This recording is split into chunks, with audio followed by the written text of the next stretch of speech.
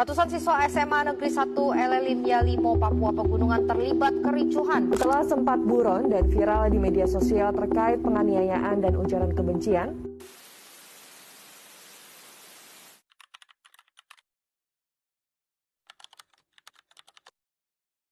Halo Bintang Muda Semansa, perkenalkan aku Laisa Wayan Putri Takayo dari kelas 11 B.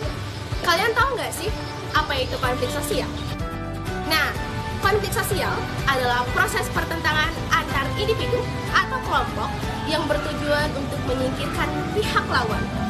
Penyebab utamanya meliputi perbedaan individu yang meliputi ideologi, budaya, ekonomi, politik, dan perubahan sosial yang sangat amat cepat. Konflik juga dapat berujung pada perpecahan maupun solidaritas yang baru. Yuk kita lihat apa aja jenis-jenis dari konflik sosial. Konflik yang pertama yaitu konflik pribadi. Konflik ini adalah konflik antar individu yang disebabkan oleh perbedaan pendapat, emosi, atau masalah pribadi. Misalnya, pertengkaran antara dua siswa karena kesalahpahaman atau perselisihan. Konflik yang kedua yaitu konflik antar kelas sosial. Konflik ini muncul akibat perbedaan kepentingan atau kesenjangan ekonomi antara kelas sosial atas, menengah, dan bawah. Misalnya, demonstrasi buruh yang menuntut kenaikan upah minimum kepada pihak manajemen perusahaan. Konflik yang ketiga adalah konflik rasial. Konflik ini terjadi antara dua kelompok ras atau lebih karena perbedaan fisik, budaya, atau diskriminasi.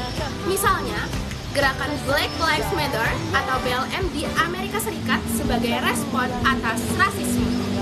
Konflik yang keempat adalah konflik politik.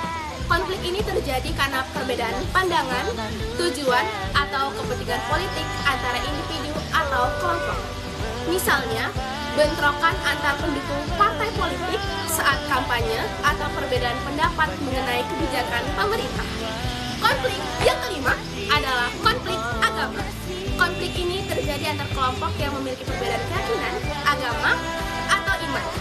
Misalnya, konflik bernuansa agama di Ambon pada tahun 1999 yang melibatkan ketegangan antar dua kelompok keyakinan. Konflik yang keenam adalah konflik suku atau etnis. Konflik ini terjadi karena perbedaan suku, budaya, atau kebiasaan serta adanya prasangka sosial. Misalnya, konflik antara etnis Dayak dan Madura di Sampit pada tahun 2001. Yang ketujuh, yaitu adalah konflik internasional. Konflik ini melibatkan dua atau lebih negara karena perselisihan kepentingan, wilayah, atau ideologi. Misalnya, konflik berkepanjangan antara Israel dan Iran. Yang kedelapan adalah konflik lahan. Konflik ini adalah konflik tentang penguasaan atau penggunaan tanah antar masyarakat dengan perusahaan atau pemerintah. Misalnya, penolakan warga di Desa Wadas Purworejo terhadap penebangan batu andesit. Konflik kesembilan adalah konflik antar generasi. Konflik ini terjadi antara generasi tua dan generasi muda akibat perbedaan nilai, pandangan hidup, dan budaya. Misalnya, perbedaan pandangan antara orang tua dan anak mengenai karir atau cara hidup modern. Nah, konflik yang terakhir atau yang ke-10 adalah konflik supporter atau kelompok. Konflik ini dipicu oleh fanatisme berlebihan, sejarah permusuhan, saling ejek antar pendukung, tindakan provokator, dan kurangnya tindakan tegas terhadap perilaku anarkis.